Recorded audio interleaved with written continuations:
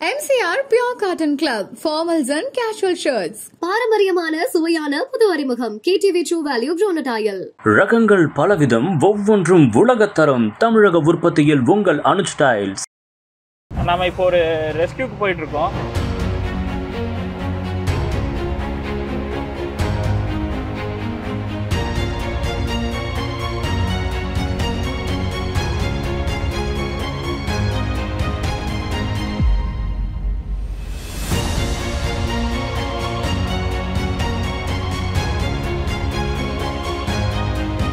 ஃப்ரீயாக ட்ரீட்மெண்ட் கொடுத்து அவங்கள சரி பண்ணி திரும்பி அவங்க இடத்துக்கு அனுப்புறது மட்டுமே என்னோட கோலாக இருந்து பண்ணிட்டு இருக்கேன். இப்போ கிட்டத்தட்ட ஒரு 4000 ரெஸ்கியூஸ் மேலே சக்ஸஸ்ஃபுல்லாக பண்ணியிருக்கோம்.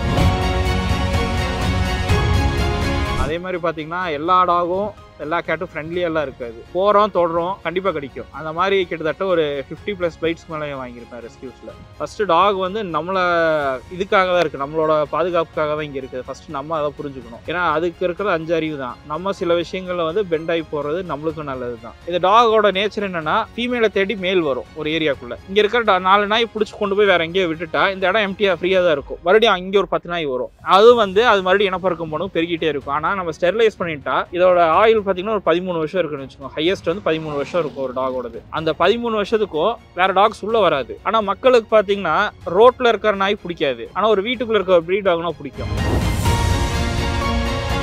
நம்ம சிவிலைஸ்டா இருக்கிறனால நம்ம குளிக்கிறோம், எல்லாமே பண்றோம், நம்ம நீட்டா இருந்துக்கிறோம். இப்போ டாக்ஸுக்கு வந்து அவங்களுக்கு அந்த ஸ்ட்ரீட்ல என்ன கிடைக்குதோ அது மட்டும்தான் சாப்பிடுவாங்க. வேற வழி கிடையாது. அவங்களுக்கு ஃபீடு வேணும். நம்ம போடுற குப்பைகளை மட்டுமே அவங்க சாப்பிட்டுட்டு இருக்க மாட்டாங்க. அவங்களுக்கு என்ன கிடைக்குதோ அது எல்லாமே சாப்பிடுவாங்க. செத்து போன பேர்ட்ஸ் எல்லாம் சாப்பிடுவாங்க. ப்ராப்பரான வேக்சினேஷன்ஸும் வேணும். ஸோ கவர்மெண்ட் சைட்ல இருந்து கார்பரேஷன் மூலிமா நம்ம இல்லை NGOs டைப்போட இவன் மேசிவான வேக்சினேஷன் டிரைவ் பண்ணும்போது உங்களுக்கு அது கண்ட்ரோலில் வரும். 10% ஆஃப் பாப்புலேஷன் மட்டும்தான் டாக்ஸ் வேணுன்றவங்க தான் இதுக்கான ஸ்டெப்ஸ் வந்து ஃபார்வர்ட் பண்ணிகிட்டே இருக்காங்க. ஸோ 10% இங்கே இருக்குது, 90% இங்கே இருக்குது. இப்போ ஒரு வண்டி கொஞ்சம் ஸ்பீடாக போகுதுன்னா அதுக்கு என்னென்னு தெரியாமல் அந்த சத்தத்துக்காக அந்த நாய் துரத்திட்டு தான் போகும். நம்ம அந்த டைம் வந்து வண்டி ஸ்பீடாக ஓட்டுறதோ காலை தூக்கிட்டு நம்ம ஸ்பீடாக ஓட்டினாலும் நாய் நம்மளை துரத்திட்டே தான் வரும். நம்ம என்ன பண்ணோம்னா வண்டி ஸ்லோ பண்ணி வண்டி நிறுத்திட்டு நாய் விட்டுரும். இப்போ நான் ஒரு ஏரியாவுக்கு ரெஸ்கியூ போகிறேன் இந்த வெஹிக்கிள் இல்லைனா, அங்கே வந்து எதுக்கு வந்திருக்கிறீங்கன்னு கேட்கறத விட நாய் இந்த நாயில் பிடிச்சிட்டு போங்கன்னு சொல்கிறவங்க தான் நிறையா. ஏன்னா அதுதான் ரியாலிட்டி.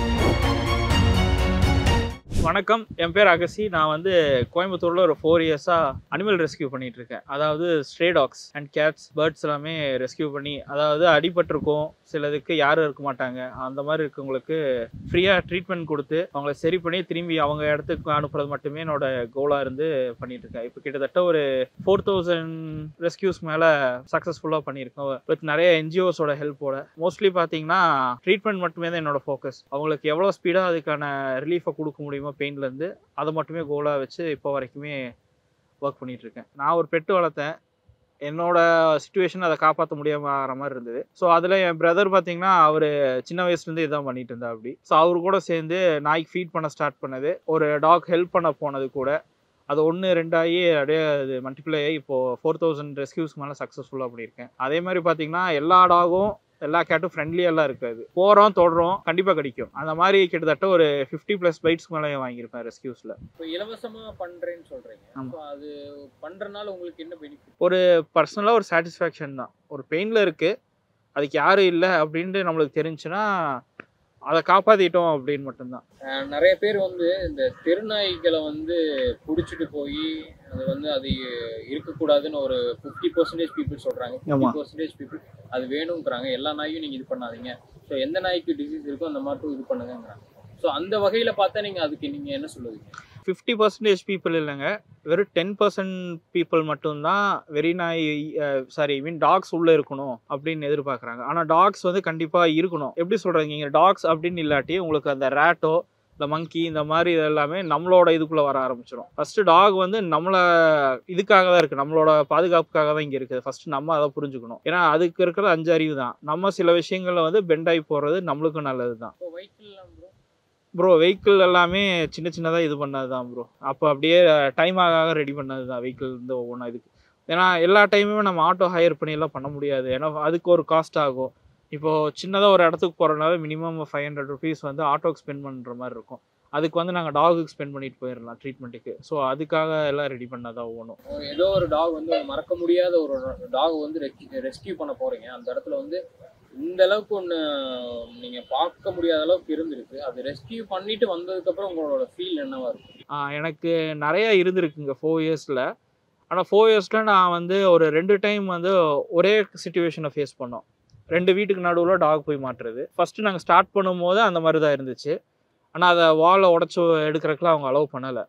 ரொம்ப கஷ்டப்பட்டு அந்த டாக் வெளியில் எடுத்துட்டோம், நானே என் பிரதர் சேர்ந்து. பட் ரீசெண்டாக ஒரு வீக் பிஃபோர் வந்து ஒரு டாக் அதே மாதிரி தான் ஆச்சு. ஒரு 2 வீட்டுக்கு நடுவில் போய் மாட்டி மார்னிங் 10 o'clock என்னமோ எனக்கு இன்ஃபர்மேஷன் வந்து நான் 10:30 அந்த ஸ்பாட்டுக்கு ரீச் ஆகி அது நிறையா அட்டம் பண்ணி நாய் எடுக்கவே முடியல. மிட் நைட் வரைக்கும் ஆயிடுச்சு. வேறு வழியே இல்லாமல் வீட்டுக்குள்ளே இருந்து செவுத்து உடச்சி நாயை வெளியில் எடுத்தோம். அந்த டாக்கு அப்போ தான் ரிலீஃப் ஆச்சு. எனக்கும் அன்னைக்கு அதுதான் சாட்டிஸ்ஃபைடே ஆச்சு. நிம்மதியாக போய் தூக்கமே வந்துச்சு. நைட்டு நம்ம போகும்போது வண்டியை ஆபியஸாக நாய் துரத்தும். அதான் சொன்ன மாதிரி நாய்க்கு அஞ்சறிவு தான். என்ன நடக்கும்னா ஒரு ஸ்பீடாக ஒன்று கிராஸ் ஆகும்போது அதுகளுக்கு அது என்னன்னே புரியாது. அதுகளுக்கு ஏதோ ஓடுது, அதை நம்ம துரத்தணும். ஒரு நாய் ஓடுச்சுன்னா பின்னாடி 10 நாய் ஓடும் பாருங்க. அதே தான் விஷயம் வந்து. இப்போ ஒரு வண்டி கொஞ்சம் ஸ்பீடாக போகுதுன்னா அதுக்கு என்னன்னு தெரியாமல் அந்த சத்தத்துக்காக அந்த நாய் துரத்திட்டு தான் போகும். நம்ம அந்த டைம் வந்து வண்டி ஸ்பீடாக ஓட்டுறதோ இல்லை நின்று இது என்ன சொல்கிறதுங்க, காலை தூக்கிட்டு நம்ம ஸ்பீடாக ஓட்டினாலும் நாய் நம்மளை துரத்திட்டே தான் வரும். நம்ம என்ன பண்ணோம்னா வண்டி ஸ்லோ பண்ணி வண்டி நிறுத்திட்டு நாய் விட்டுரும். இப்போ நான் ஒரு ஏரியாவுக்கு ரெஸ்கியூ போகிறேன் இந்த வெஹிக்கிள் இல்லைனா, அங்கே வந்து எதுக்கு வந்திருக்கிறீங்கன்னு கேட்கறத விட நாய் இந்த நாயில் பிடிச்சிட்டு போங்கன்னு சொல்கிறவங்க தான் நிறையா. ஏன்னா அதுதான் ரியாலிட்டி. இங்கே மக்களுக்கு அந்த புரிதலே இருக்க மாட்டேது. நாயினாவே ஒரு தொல்லை அப்படின்ற மட்டும்தான் எல்லாருமே பார்க்குறாங்க. நாய்கள் வந்து ஸ்ட்ரீட் இனப்பெருக்கம் அதிகமாயிட்டு இருக்கு. இப்போ ஒரு ஏரியாவுக்கு ஒரு 2-3 நாய் இருக்கு அப்படின்னு கேட்டிங்கன்னா ஒரு 8 மாசத்துல வந்து 12 நாய் ஆயிரும். அந்த குட்டிகள் இல்லாம பாத்தீங்க அப்படின்னா மற்ற நாய்கள் வேற ஏரியால இருந்து போய் கூட்டிட்டு வருது. ஓகே, ஏரியா மக்களும் பயப்படுறாங்க. இதுக்கு பர்ஃபெக்டான சொல்யூஷன் இருக்குதுங்க. இதுக்கு என்னன்னு பார்த்தீங்கன்னா கருத்தடை தான் பண்ணணும். அதாவது ஸ்டெரிலைசேஷன் பண்ணணும். இப்போ ஒரு ஏரியாவில் ஒரு 4 நாய் இருக்குன்னு வைங்க. 4ல் 3 நாய் ஃபீமேல் டாக்ஸ் இருக்கும், இல்லை 2 ஃபீமேல் டாக்ஸ் இருக்கும். அப்போது நம்ம அதுக்கு கருத்தடை பண்ணிட்டோம் அப்படின்னா இந்த டாகோட நேச்சர் என்னன்னா ஃபீமேலை தேடி மேல் வரும் ஒரு ஏரியாக்குள்ள. இப்போ நீங்க ஒரு இங்க இருக்கிற 4 நாய் பிடிச்சி கொண்டு போய் வேற எங்கேயோ விட்டுட்டா இந்த இடம் எம்டியா ஃப்ரீயா தான் இருக்கும். மறுபடியும் அங்கே ஒரு 10 நாய் வரும். அது மறுபடியும் இனப்பெருக்கம் பண்ணும், பெருகிட்டே இருக்கும். ஆனா நம்ம ஸ்டெரிலைஸ் பண்ணிட்டா இதோட ஆயுள் பார்த்தீங்கன்னா ஒரு 13 வருஷம் இருக்குன்னு வச்சுக்கோங்க. ஹையஸ்ட் வந்து 13 வருஷம் இருக்கும் ஒரு டாகோடது. அந்த 13 வருஷத்துக்கும் வேற டாக்ஸ் உள்ள வராது. இது இருக்கிற வரைக்கும் மற்ற டாக்ஸ் விடாது. ஏன்னா அதை அதோட டெரிட்டரின்னு மார்க் பண்ணி வச்சிருக்கோங்க டாக்ஸ் வந்து. இதுக்கு எப்படி சொல்லணும்னா நம்ம மேசிவா வந்து ஸ்டெரிலைசேஷன் மட்டுமே தான் இங்கே இருக்க பாப்புலேஷனையும் கண்ட்ரோல் பண்ணும். தொல்லைன்னு சொல்கிற விஷயத்தை எல்லாமே அது மட்டும்தான் கண்ட்ரோல் பண்ணும். இப்போது நாய் துரத்துதுன்னு சொல்கிறாங்கல்ல, இப்போ வெளியிலிருந்து வர நாய்களுக்கு தான் அது எல்லாமே புதுசாக இருக்கும் அந்த இடத்துல. இது ஏன் இந்த வண்டி இவ்வளோ ஸ்பீடாக போகுது அப்படின்றதுக்காக வண்டியாக தெரியாது, வேறு ஏதோ ஒன்று ஸ்பீடாக போகுது, அதை நம்ம துரத்தணும்னு மட்டும்தான் ஃபோக்கஸ் ஆகும். இது எல்லாத்துக்கும் சொல்யூஷன் வந்து மேசிவான கருத்தடை மட்டும்தான். ஆனால் மக்களுக்கு பார்த்தீங்கன்னா ரோட்டில் இருக்கிற நாய் பிடிக்காது, ஆனால் ஒரு வீட்டுக்குள்ளே இருக்க ப்ரீட் டாக்னா பிடிக்கும். அழகு மட்டும்தான் பார்க்குறாங்க. ஃபஸ்ட்டு முக்கியமான தப்பே அதுதான். நம்ம சில விஷயங்களை சோஷியலாகவும் பார்க்கணும். அது புரிஞ்சுக்கிறதுல தான் இருக்குது அவங்கவுங்க. கான்செப்ட் என்னன்னா இது வந்து காட்டுக்குள்ளே போயிட்டு நம்ம ஒரு மிருகத்தை அனிமலை போய் நீ இப்படி பண்ணு அப்படி பண்ணு நம்ம சொல்ல முடியும், நீ சுத்தமாக இரு நம்ம சொல்ல முடியும். அதே தான் டாக்ஸுக்கும். நம்ம சிவிலைஸ்டாக இருக்கிறனால நம்ம குளிக்கிறோம், எல்லாமே பண்ணுறோம், நம்ம நீட்டாக இருந்துக்கிறோம். இப்போ டாக்ஸுக்கு வந்து அவங்களுக்கு அந்த ஸ்ட்ரீட்டில் என்ன கிடைக்குதோ அது மட்டும்தான் சாப்பிடுவாங்க. அவங்க அதான் சொன்ன மாதிரி எலியை பிடிச்சி சாப்பிடுவாங்க, வேறு வழி கிடையாது. அவங்களுக்கு ஃபீடு வேணும். நம்ம போடுற குப்பைகளை மட்டுமே அவங்க சாப்பிட்டுட்டு இருக்க மாட்டாங்க. அவங்களுக்கு என்ன கிடைக்குதோ அது எல்லாமே சாப்பிடுவாங்க. செத்து போன பேர்ட்ஸ் எல்லாம் சாப்பிடுவாங்க. அதான் தொல்லையாக நினைக்கும் போது இதை நம்ம கண்ட்ரோல் தான் பண்ணணும்.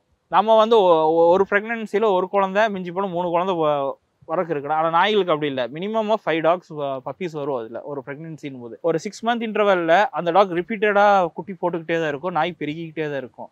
இதை கட் டவுன் பண்ண நம்ம ப்ராப்பராக ஸ்டெரிலைஸ் பண்ணும்போது கண்ட்ரோல் வரும். இதில் ரேபீஸ்லேயே நிறைய சிம்டம்ஸ் இருக்குங்க.